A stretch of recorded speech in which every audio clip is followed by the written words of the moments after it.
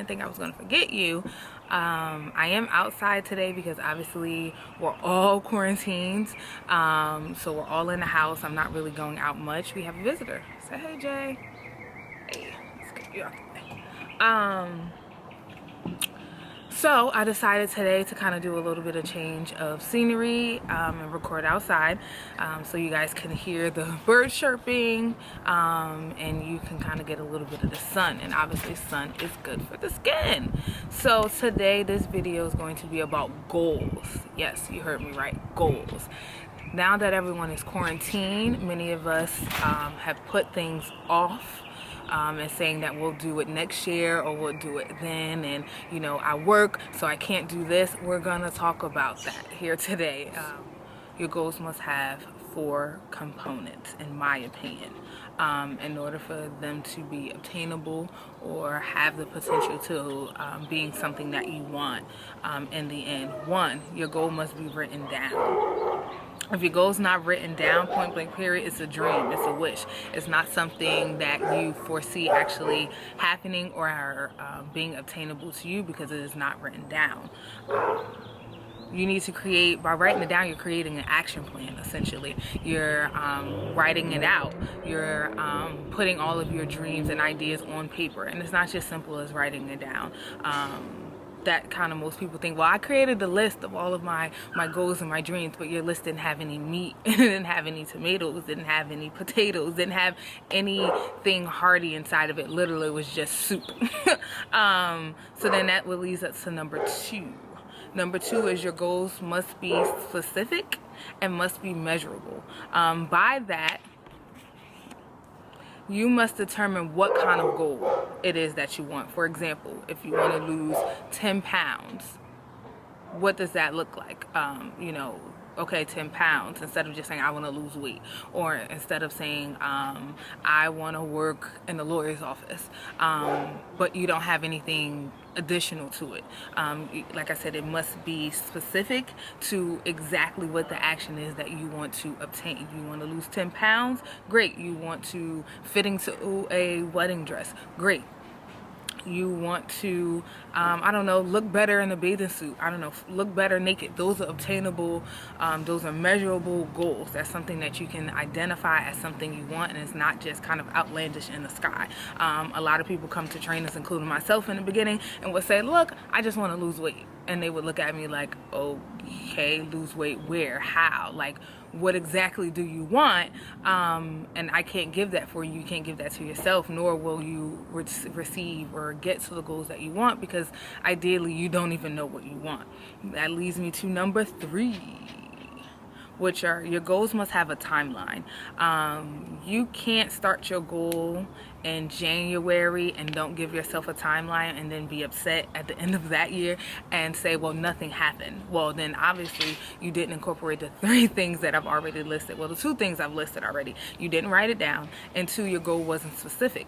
You didn't identify what exactly it was that you wanted or you needed in order to get to your goal. And 3, you probably didn't give yourself a timeline.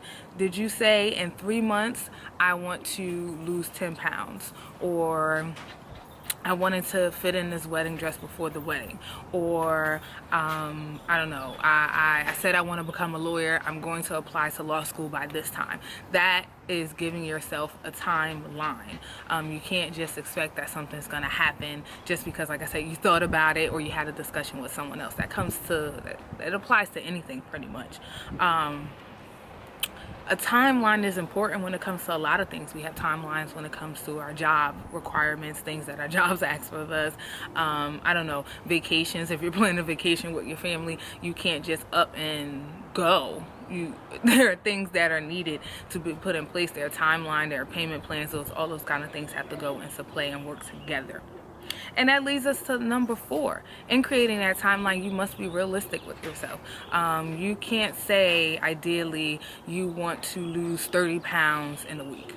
not realistic, not gonna happen. You're gonna feel defeated at the end. You're gonna feel as though you haven't reached your goals. You don't know why you reached goals. You're going to feel as though you hit a wall. You're gonna feel defeated. That is not something that is realistic. Realistically, you should know, and your mind should also do a little bit of research. You know, I am not a nutritionist. I am not a certified personal trainer. This is things that I have learned along my way and along my fitness journey for at least 6 years. And I've made mistakes and continue to make mistakes because I'm open to failure. In the beginning, I had a certain idea. I was like everyone else, not creating a solid goal, a goal with meat and tomatoes. And then when I get hit with questions about my goal, I'm kind of sitting there like, oh, well, I didn't really think about that. So don't let that be you.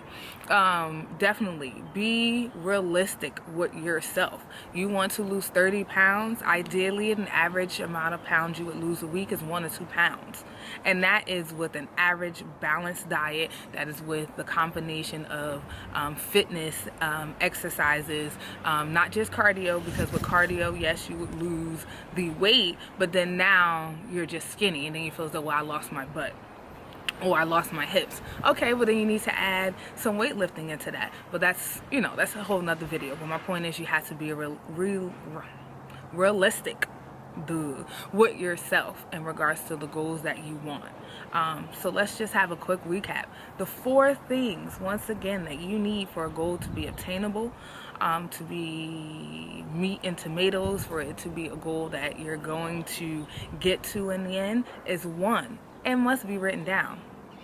Everyone you follow, any influencers that you see, anybody that you see that is a businessman or someone that you admire, I'm pretty sure they have a notebook somewhere with all of their things and their goals and their ideas written down. 2, the goal must be specific to your needs and must be measurable. 3, your goal must have a timeline.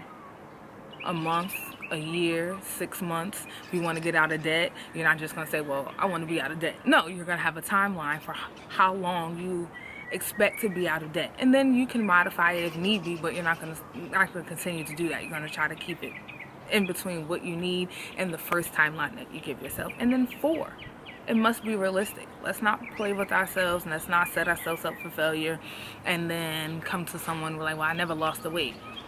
Well, were you realistic with yourself and the time frame that you were going to lose the weight? Did you give yourself a timeline? Did you change your behaviors in order to go with that goal that you had? So I hope I did my best at trying to explain this to you guys. For me personally, I've seen a great shift in my physical composition and kind of my makeup in changing my goals. Yes, I was someone who did not follow this plan. Yeah, I would write it down. I would do step 1, but my goals weren't measurable, nor did I give myself a timeline, nor was I realistic about the outcomes because I wanted it to be a certain way. Don't follow what you see on Instagram because, once again, everybody's body type is completely different. So not everything is going to look the same on everybody. If you're going to follow someone on Instagram or you're going to follow their workouts, make sure that their body or their results mirror what you want for yourself and what's real images, and be realistic with yourself. You know, if don't set yourself up for failure. You know, the fitness journey, it is a difficult journey. There are different levels of fitness, you know, so definitely don't pressure yourself. Don't feel down. We all have our moments of up and down, but if you can stick to this, since everyone is home now doing COVID, this is the time to revamp and think about any possibilities of any goals that you may have had.